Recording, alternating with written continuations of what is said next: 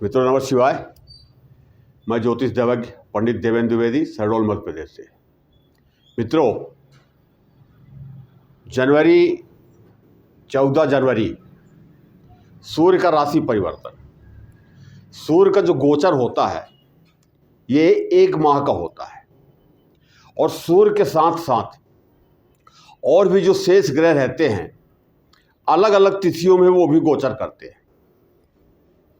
जो वीडियो मैं आप तक पहुंचाता हूं वो सूर्य गोचर को लेकर के पहुंचाता हूं और उसके साथ साथ शेष ग्रह जो है वो भी आ जाते हैं। तो आधा महीना जनवरी का हो जाता है, आधा फरवरी का। इसी प्रकार से हर माह जो है 1 माह हो जाता है और 9 के 9 ग्रह ये आपस अपनी राशि में या मित्र की राशि में, शत्रु की राशि में गोचर करते रहते हैं।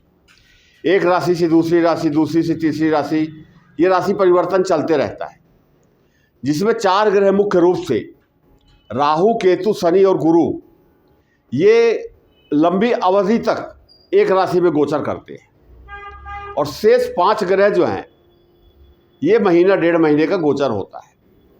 तो सूर्य को गोचर को लेकर के उसके साथ शेष ग्रहों का गोचर भी लेकर के इसका विश्लेषण किया जाता है।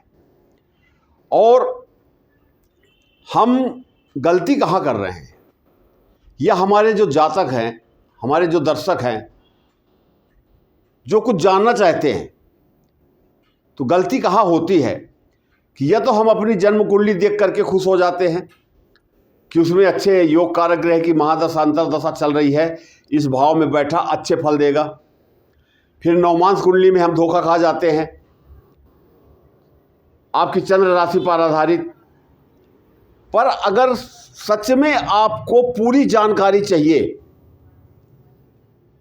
कि कौन सा ग्रह किस भाव में बैठ करके कैसा फल देगा, अशुभ ग्रह भी, अशुभ फल देने वाले ग्रह भी भाव का बल जब उन्हें प्राप्त हो जाता है तो वो अशुभता जो है शुभता में बढ़ जाती है, अच्छे परिणाम देते हैं। मैं जो भी कुंडली देखता हूं, आप लोगों की जो विश्लेषण करता हूं, उसमें जन्म कुंडली, नवमांश कुंडली, चंद्र राशि पर आधारित गोचर कुंडली, अष्टक वर्ग सारणी और भिन्नाष्टक वर्ग सारणी। तो जन्म कुंडली हमारा पूरा विवरण है, पूरे जीवन का विवरण है। नवमांश उससे मिलती जुलती कुंडली होती है, उससे शुभ अशुभ हम देखते हैं। चंद्र राशि जो ग्रह गोचर करते रहते हैं उनका प्रभाव हमारे जीवन में क्या होगा। अष्टक वर्ग सारणी जो होती है इसके बारे में निश्चित रूप से बातें बहुत कम हुई हैं, लेकिन मेरा जो अनुभव है 35-40 साल का, तो अष्टक वर्ग सारणी एक ऐसा विषय है कि जहाँ जाने के बाद हम सब कुछ बदल जाता है वहाँ पर और बहुत अच्छे परिणाम देखने को प्राप्त होते हैं। तो अष्टक वर्ग या सर्वाष्टक वर्ग, अष्टक वर्ग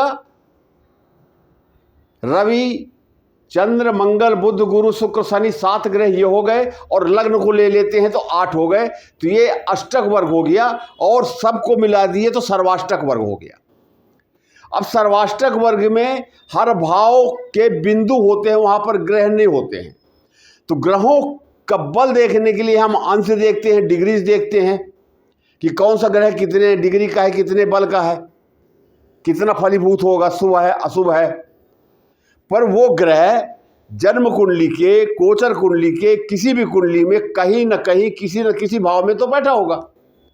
तो जब किसी न किसी भाव में बैठा हुआ है तो उस भाव का बल कितना है, उसमें शक्ति कितनी है, वो भाव जो है उस ग्रह को कितना प्रदान कर सकता है, क्या क्या दे सकता है या नहीं दे सकता, दोनों बातें हैं। ये अष्टक वर्ग सारणी है और ये सभी ग्रहों के लिए है।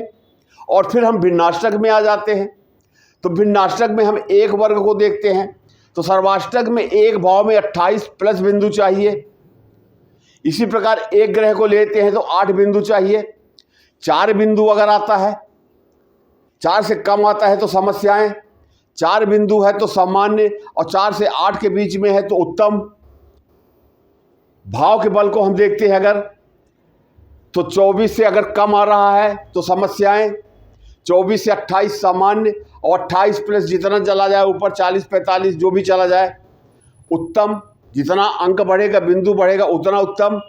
तो वहाँ पर हमको हर ग्रहों का गोचर प्राप्त हो जाता है, ये ग्रह हमें कितना फल दे रहा है। आप एक बार अपनी कुंडली, इन 5 कुंडलियों को लेकर के विश्लेषण करवाइए, आपको एक एक ग्रह के बारे में पता चल जाएगा कि कौन सा ग्रह आपको अच्छा परिणाम देने जा रहा है, कौन सा अशुभ, कौन सा शुभ, सब कुछ पता चल जाएगा। महत्वपूर्ण विषय है ये। सिर्फ वीडियो देखने से, ज्ञान अर्जित करने से कुछ नहीं होता, 2-4 दिन में भूल जाएंगे। लेकिन यदि अपने बारे में हमको सोचना है, फ्यूचर के बारे में सोचना है, बच्चों के बारे में, पत्नी के बारे में, धन के बारे में, स्वास्थ्य के बारे में, नौकरी के बारे में, व्यवसाय के बारे में, कितनी आवश्यकताएं हमारे जीवन से जुड़ी हुई, उनको लेकर के यदि हमको कुछ जानना है, कुछ आगे करना चाहते हैं, कुछ बढ़ना चाहते हैं, तो प्लीज़ आपसे मैं कहूँगा किसी अनुभवी ज्योतिषी के पास जाकर के अपनी जन्म पत्रिका जरूर दिखाएं और उनसे बोलें कि अष्टक वर्ग क्या कहता है ये भी देखें। सिर्फ महादशा अंतरदशा देख के न चलें। अब हमारी जो जन्म कुंडली होती है ये स्थायी कुंडली होती है, जन्म से लेकर के अंतिम समय तक की कुंडली होती है। 12 लग्न 12 राशियाँ, किसी न किसी लग्न में जातक का जन्म होता है, कोई न कोई राशि होती है, और उसमें जिस ग्रह की महादशा अंतरदशा चल रही है वो हमारे जीवन में स्थायी रूप से प्रभाव डालते हैं। अब महादशा में अंतरदशा चलती रहती है, प्रत्यंतर दशा चलती रहती है, तो वो स्थायी प्रभाव वाले ग्रह हो गए। और गोचर में जो है ये अस्थायी रूप से आते हैं, महीना 1.5 महीना रहे, 22 दिन 25 दिन रहे और फिर राशि परिवर्तन कर लेते हैं, इसलिए इन्हें अस्थायी कहा जाता है। लेकिन ये अस्थायी गोचर जो होता है ये बड़ा ही महत्वपूर्ण होता है। वो 1 महीने का गोचर हो या 22 दिन का गोचर हो या 1.5 महीने का गोचर हो, वो समय जातक के लिए बहुत ही महत्वपूर्ण हो जाता है। गोचर शुरू होने के पहले वीडियो इसीलिए डाले जाते हैं कि यदि आप कुछ करना चाहते हैं, जो ग्रह गोचर हो रहे हैं उनके लिए कुछ करना चाहते हैं तो आप कर सकते हैं, समय रहता है आपके पास। तो मित्रों, एक बार अपना सब कुछ जानने के लिए अपनी जन्म कुंडली किसी अनुभवी ज्योतिषी से अवश्य दिखाएं। जन्म कुंडली, नवमांश कुंडली, चंद्र राशि पर आधारित गोचर कुंडली, अष्टक वर्ग सारणी और भिन्नाष्टक वर्ग सारणी, एक एक बात आपको पता चल जाएगी, सब कुछ पता चल जाता है। आइए अब चलते हैं विषय पर। मेरा वीडियो थोड़ा लंबा होता है इसलिए कि देखिए 9 ग्रह हैं। 9 ग्रहों में मीन राशि के जो जातक हैं या मेष राशि के जो जातक हैं, धनु राशि के जो जातक हैं, एक राशि में लगभग 65 से 66 करोड़ लोग आते हैं। अब 65-66 करोड़ लोगों के जन्म कुंडली के अनुसार इन्हीं 9 ग्रहों में किसी न किसी ग्रह की महादशा चलती होगी, किसी ग्रह की अंतरदशा और किसी ग्रह की प्रत्यंतर दशा, ये तो चलते रहते हैं। और अब पता नहीं किसकी कुंडली में कौन सी दशा चल रही है, ये तो जातक जाने जिनकी कुंडली है। तो 9 के 9 ग्रहों का विश्लेषण एक कुंडली में आ जाए, जिससे जितने भी धनु राशि के जातक हैं या जो भी राशि के जातक हैं, अभी यहाँ पर धनु राशि चंद्र राशि पर आधारित ये विश्लेषण है, तो जितने भी जातक धनु राशि के हैं, इन 9 ग्रहों में कोई ना कोई ग्रह की महादशा अंतरदशा चलती होगी। और गोचर में ग्रह क्या कह रहे हैं, तो लग्न राशि से मिला करके जब आप अपना विश्लेषण करेंगे, बहुत उत्तम अच्छे परिणाम देखने को प्राप्त होते हैं। अब राशि परिवर्तन ये 14 जनवरी 2026 से लेकर के 13 फरवरी 2026 तक 1 महीने का विश्लेषण है।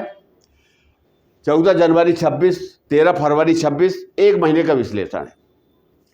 अब सबसे पहले यहां पर हम ले लेते हैं सूर्य को। सूर्य यहां पर मकर राशि में, अभी धनु राशि में है। जब मैं वीडियो बना रहा हूं तो धनु राशि में है। 14 जनवरी को सायंकाल पश्चात ये मकर राशि में आ जाएंगे और मकर संक्रांति होगी। बड़ा शुभ दिन मानते हैं। यहां पर सूर्यदेव जो है इस भाव में, तीसरे, छठे, 10वें और 11वें भाव में सूर्यदेव का फल जो है उत्तम होता है। शेष भावों में अच्छे फल नहीं होते हैं, पर सूर्य यहाँ पर अच्छे फल नहीं देंगे। यहाँ थोड़ा सा धन खर्चा होगा, अपव्यय होगा, वाणी कठोर होगी, परिवार को लेकर थोड़ा सा चिंतित रहना पड़ेगा। तो धनु राशि के जो जातक हैं उनके लिए सूर्य का राशि परिवर्तन जितना अच्छा होना चाहिए नहीं होगा। यहीं पर देखिए आप 15 जनवरी 26 से लेकर के 23 फरवरी 26 तक मंगल यहाँ पर धन भाव में आ जाएंगे। मंगल 3, 6, 11 भाव में उत्तम फल देते हैं, पर ये धन का भाव है। मकर राशि मंगल देव की उच्च की राशि है और उच्च का ग्रह जो है उच्च का फल प्रदान करता है। तो ये धन भाव है, वाणी का भाव है। वाणी थोड़ी कठोर हो सकती है, कड़वाहट आ सकती है, थोड़ा संयम रखें। यहाँ पर खान पान का भी ध्यान रखें, पेट से संबंधित समस्याएं हो सकती हैं। दूसरा, धन की कमी नहीं होगी, धन यहाँ पर आएगा, मंगल देव की कृपा प्राप्त होगी, धन यहाँ पर प्राप्त होगा। अब यहाँ पर बुध की बात करते हैं तो 17 जनवरी को बुध भी यहाँ आ जाएंगे, 14 फरवरी तक ये भी रहेंगे। बुध यहाँ पर धन इकट्ठा करेंगे, अपने मित्र की राशि में है, मकर राशि में, शनि की राशि में, बहुत अच्छे परिणाम देंगे। इसी प्रकार शुक्र 12 जनवरी को आ जाएंगे, 5 फरवरी तक रहेंगे। शुक्र तो धन के कारक ग्रह हैं, योग कारक ग्रह हैं, और शुक्र और बुध दोनों मिलकर के बहुत ही अच्छा उत्तम परिणाम देने वाले हैं। अगर ये 4 ग्रहों में एक ग्रह सही परिणाम नहीं दे रहे हैं तो ये 3 ग्रह जो हैं बहुत उत्तम फल दे रहे हैं। अस्थायी रूप से है ये देखिए आप 17 जनवरी से 14 फरवरी, 12 जनवरी से 5 फरवरी, कम समय है, मंगल का 40-42 दिन, लेकिन ये समय जो है धनु राशि के जातकों के लिए बहुत ही अच्छा, बहुत ही महत्वपूर्ण है धन की दृष्टिकोण से। अब हम एक एक ग्रह की बात करते हैं कि यहाँ पर सूर्य की बात हम करते हैं तो सूर्य को तो हम ले लिए, मंगल को ले लिए, बुध को ले लिए। अब गुरु की बात करते हैं तो गुरु जो है 7वें भाव में है, मिथुन राशि में गोचर कर रहे हैं। ये 2 जून तक यहीं पर गोचर करेंगे। गुरु 7वें भाव में अच्छा फल प्रदान करते हैं। ये दाम्पत्य जीवन का भाव है, छोटे मोटे व्यापार का भाव है, लेन देन का भाव है, अच्छा भाव है, ये डेली वेजेस का भाव है। तो यहाँ पर गुरु बैठ करके दाम्पत्य जीवन में खुशहाली लाएंगे, दाम्पत्य जीवन सुखमय मंगलमय होगा। गुरु की अपनी दृष्टियाँ भी हैं। जब गुरु यहाँ पर गोचर कर रहे हैं तो गुरु की जो दृष्टि होती है ये अमृत दृष्टि होती है। तो जिस भाव में जिस राशि पर पड़ती है इनकी दृष्टि, वो अमृत समान हो जाती है। वहाँ वो जगह जो है, वो राशि, वो भाव जो है पवित्र हो जाता है। अब गुरु की सबसे पहले 5वीं दृष्टि कहाँ पड़ रही है? धन भाव में। बहुत अच्छा विश्लेषण जा रहा है, पूरा वीडियो देखिएगा, मज़ा आएगा आपको।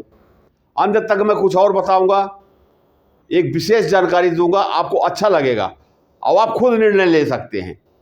तो यहाँ पर गुरु की 5वीं दृष्टि पड़ रही है, एकादश भाव है।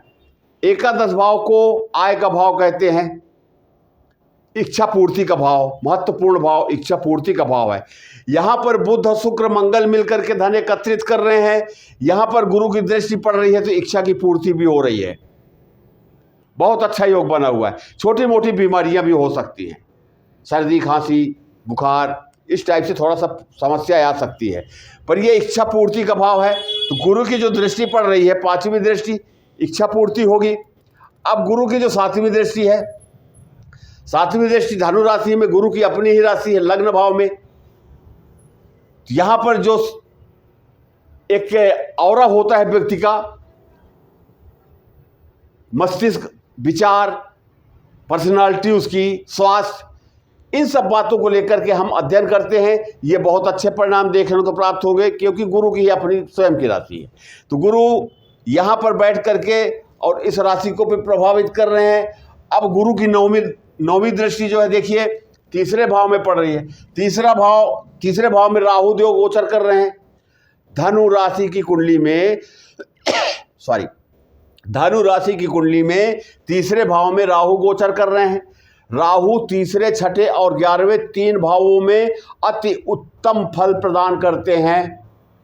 तो यहां पर परिश्रम तो होगा, मेहनत तो होगी। शनि और राहु इस भाव के फलों को बढ़ाएंगे, मेहनत तो होगी, और मेहनत होने के बाद उसके अच्छे परिणाम देखने को प्राप्त होंगे। लेकिन गुरु की 9वीं दृष्टि यहां पर पड़ रही है राहु के ऊपर, और राहु की 5वीं दृष्टि पड़ रही है गुरु के ऊपर। दृष्टि संबंध बन रहा है। तो गुरु की दृष्टि पड़ने के कारण राहु भी शांत हो गए और तीसरा भाव भी शांत हो गया। तो पहले किए गए मेहनत का फल जो है अब प्राप्त होगा 14 जनवरी के बाद। ये विशेष योग हो गया, दृष्टि संबंध बन गया। और जब दृष्टि संबंध बनता है किसी भी ग्रह के साथ आपस में, तो वो ग्रह नॉर्मल हो जाते हैं, एक दूसरे के भावों को, एक दूसरे की राशियों को, एक दूसरे की विषयों में हस्तक्षेप नहीं करते हैं। फिर यहाँ तो गुरु की बात है। तो तीसरा भाव जो अशुभ भाव माना जाता है, अशुभ फल देने वाला होता है, वो अशुभ फल तो देगा, अशुभता में कमी हो जाएगी। भाव समाप्त नहीं होते, कम हो जाते हैं, उसका फल जरूर, दुष्प्रभाव जो है वो कम हो जाता है। शुक्र की बात मैंने कर ली। शनि महाराज यहाँ पर थोड़ा सा सपोर्ट नहीं करेंगे। शनि मीन राशि में 4थे भाव में है। शनि भी तीसरे, छठे और 11वें भाव में उत्तम फल देते हैं। यहाँ पर थोड़ा सा रुकावट पैदा होगी शनि के चलते। काम तो बनेंगे, क्योंकि और ग्रह जो है वो सपोर्ट कर रहे हैं, तो काम तो बढ़ेंगे, लेकिन शनि महाराज बीच बीच में थोड़ा सा कहीं अड़ंगा लगाएंगे। ये तो मित्रों चंद्र राशि के आधार पर छोटा सा विश्लेषण था। सभी ग्रहों को लेकर के मैंने आपसे बातें की।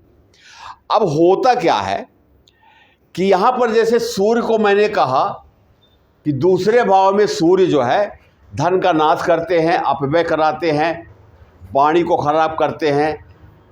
अभी थोड़ी देर पहले मैंने कहा है। अब इसके बाद हम अष्टक वर्ग सारणी में चलते हैं। तो अष्टक वर्ग सारणी में प्रत्येक भाव को 1 अंक प्राप्त होते हैं।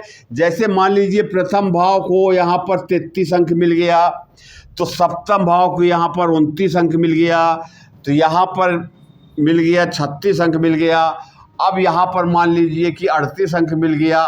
इस प्रकार से 6, 8, 12 में बिंदु कम होने चाहिए, क्योंकि ये अशुभ भाव हैं।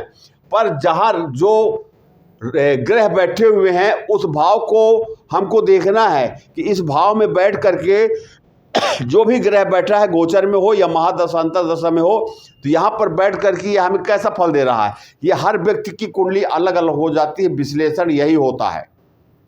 और जब हम अलग अलग करके देखते हैं तो हमें पता चल जाता है। आप भी एस्ट्रो सॉफ्टवेयर में सर्च करेंगे अष्टक वर्ग सारणी, आपको आपकी कुंडली के हिसाब से ऐसा चार्ट बना बनाया मिल जाएगा। उसमें ग्रह अंकित नहीं होते हैं, ये विश्लेषण के लिए ग्रह अंकित है। यहाँ ग्रह के साथ ये बिंदु नहीं अंकित होते हैं, उसमें सिर्फ बिंदु अंकित होते हैं। नेक्स्ट वीडियो मेरा और स्पष्ट रूप से आ जाएगा, ये बिंदु के रूप में होता है। तो मान लीजिए यहाँ पर 38 बिंदु प्राप्त हो रहे हैं इस भाव को, तो ये भाव तो बली हो गया, बहुत ही बली हो गया। 28 से ज़्यादा चाहिए, 28 प्लस चाहिए। अब यहाँ पर जब ये 28 प्लस आ गया, तो यहाँ पर जो भी ग्रह गोचर कर रहे हैं या महादशा अंतर्दशा चल रही है, लीजिए भाई साहब, फलादेश ही बदल गया। अभी हम सूर्य को बोल रहे थे कि कमजोर अवस्था में है, धन का नाश करेंगे, पर आपके अष्टक वर्ग सारणी में अगर 28 पॉइंट प्लस चला गया, 30, 32, 35 कुछ भी चला गया, तो ये सूर्य यहाँ पर ये भी धनदायक हो जाएंगे, धन देना चालू कर देंगे। बुध भी, शुक्र भी, चाहे मंगल भी, सब चारों ग्रह मिलकर के आपको भरना चालू कर देंगे। आप यही तो जानना चाहते हैं, प्रयास नहीं करते आप जानने का, यही जानना चाहते हैं आप कि आपकी धन की स्थिति क्या होगी। मित्रों, धनु राशि के जितने जातक हैं, अब यहां पर विश्लेषण करना एक अलग विषय हो जाता है। इसे हम ये बोलें कि ये एक उदाहरण कुंडली है तो शायद गलत नहीं होगा, क्योंकि हर व्यक्ति की कुंडली तो अलग है। अब धनु राशि के जातक जो हैं वो जानना चाहते हैं कि उनके जीवन में वर्तमान में अभी ये तारीखें हमने बताई हैं, 1 महीना 1.25 महीने का, ये समय उनके लिए कैसा होगा। तो अष्टक वर्ग से देख करके पता किया जा सकता है कि ये हमें अच्छा फल देगा कि नहीं देगा। अगर नहीं देगा तो हमें क्या करना चाहिए, और देगा तो उसके लिए और क्या करना चाहिए कि और ज़्यादा प्राप्त हो जाए। ये अष्टक वर्ग सारणी। अब हमको देखना है कि मान लीजिए कि हमको शुक्र को देखना है कि शुक्र कितने बिंदु लेकर के बैठा। अकेले एक ग्रह की बात करते हैं, यहां पर भाव की बात किए, यहां पर ग्रह की बात करते हैं। अब 1 से लेकर के 8 बिंदु तक एक ग्रह के पास होते हैं। अगर 4 बिंदु पर है तो यह सामान्य अवस्था हो गई, 1 2 3 दुख की अवस्था हो गई, और 4 से ऊपर 8 तक 5 चला जाए, 6 7 8 कुछ भी चला जाए, जितना ऊपर जाएगा उतने शुभ हुआ। तो एक तो भाव का बल मिल गया, और दूसरा शुक्र को अपने आप भिन्नाष्टक वर्ग में भी बल मिल गया। तो ये दोनों बातें मिल करके चकाचक कर देती है। विश्लेषण यही समाप्त करना चाहिए। इसीलिए मैं आपसे हमेशा कहता हूं कि आप 5 कुंडली का विश्लेषण करवाइए। लग्न कुंडली, नवमांश कुंडली, चंद्र कुंडली, अष्टांग वर्ग सारणी, भिन्नाष्टक वर्ग सारणी। जब आप इन 5 का देखेंगे तो रिजल्ट आपके सामने होगा। छोटी मुंह बड़ी बात नहीं करूंगा मित्रों। जब एक बार इस सिस्टम से, इस तरीके से आप अपनी जन्म कुंडली देखना चालू कर देंगे तो फिर आप अपने आप सब कुछ निर्णय ले सकते हैं। आपका स्वास्थ्य कैसा होगा, पर्सनालिटी कैसी होगी, धन कैसा होगा, कुटुंब कैसा होगा, खान पान हमारा कैसा होगा, हमारी वाणी कैसी होगी, मेहनत कितनी करनी पड़ेगी, वाहन, मकान, दुकान, प्रॉपर्टी होगी नहीं होगी, होगी किस मात्रा में होगी, सुख सुविधाएं, भौतिकता का जीवन होगा नहीं होगा, कैसा होगा, हमारे बच्चे पढ़ेंगे लिखेंगे नहीं पढ़ेंगे लिखेंगे, पुत्र प्राप्ति होगा कि नहीं होगा, संतान सुख होगा कि नहीं होगा, शेयर मार्केट कैसा होगा, सट्टा जुआ लॉटरी जो लोग खेलते हैं उन्हें नुकसान होगा फ़ायदा होगा, प्रेम संबंध हमारा कैसा होगा, टीवी के कलाकार, बड़े पर्दे के कलाकार, गीतकार, संगीतकार, लेखक, और भी बहुत सी चीज़ें हैं, रोग शत्रु कर्जा हमारा, दाम्पत्य जीवन, भाग्य हमारा, कर्म क्षेत्र, जीवन में धन कितना आएगा, खर्च कितना होगा, बैंक बैलेंस कितना होगा, जन्म कुंडली में सबसे ज़्यादा खराब ग्रह कौन सा है, किस ग्रह के लिए क्या करना चाहिए। बहुत से प्रश्न हैं जो आपकी कुंडली से प्राप्त होते हैं और वही कुंडली जवाब भी देती है। हमेशा मैं आपसे कहता हूं कि आप अपनी समस्याओं को कृपया गोपनीय रखें, और ये वीडियो आपको अच्छा लगा हो तो आप अपना नाम, जन्म तारीख, जन्म समय, जन्म स्थान, जिला, प्रदेश और देश लिख करके मैसेज कर दीजिए, और जैसे आपका नंबर आता है मैं स्वयं आपसे संपर्क करूंगा। पर पुनः कहूंगा कि फ़ोन में आप बातें कीजिए, आपका स्वागत है, लेकिन अपनी समस्याओं को गोपनीय रखें। जब मैं पूरा विश्लेषण करने के पश्चात आपसे बातें करूंगा, अंत में मैं स्वयं बोलता हूं कि आपके मन में और कोई जिज्ञासा हो, कुछ जानना चाहते हैं, कोई प्रश्न शेष रह गया हो तो प्लीज़ बताइए। तो हमारी आपकी सभी प्रकार की बातें हो जाती हैं। क्या उपाय करना चाहिए, किस मंत्र का जाप करना चाहिए, स्वयं में क्या करना चाहिए, थोड़ा सा लाइफ स्टाइल कैसे चेंज हो, ये सब कुछ पता चल जाता है। अंत में हमेशा की तरह इस वीडियो को लाइक कर दें, शेयर कर दें, सब्सक्राइब कर लें, ज़्यादा से ज़्यादा शेयर करें, ज़्यादा से ज़्यादा लाइक करें। ये जानकारी, ये ज्ञान औरों तक पहुंचना चाहिए। आपके एक लाइक, एक शेयर से जो लोग कहीं गलत जगह जा कर के अपना धन नष्ट कर रहे हैं वो बच जाएंगे। वो जो धन बचेगा उनके परिवार के काम में आएगा। इन्हीं शब्दों के साथ मैं अपनी वाणी को विराम देता हूँ। नमः शिवाय।